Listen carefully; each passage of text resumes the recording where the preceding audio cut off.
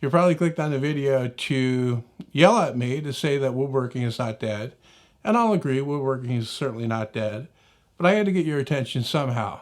And the reason why I wanted to get your attention on this channel was to tell you that I'm changing what I'm doing on this channel. In a recent video on my scrap bin channel, which has basically replaced this one as my second channel, I talked about wanting to get back into building more speakers and doing audio related projects, maybe some electronics.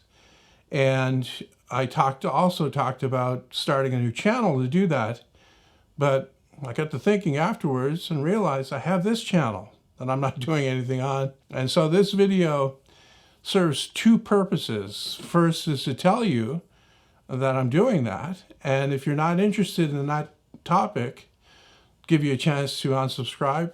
You can do that. My feelings won't be hurt. I fully realize that a lot of people are not interested in that stuff. However, if you are and you stick around, I think that the content that I'll be making on here will be interesting. I want to build a room in my basement that's acoustically treated for listening to music, and I also want to build a new set of speakers for down there, plus a lot of other things that'll come along.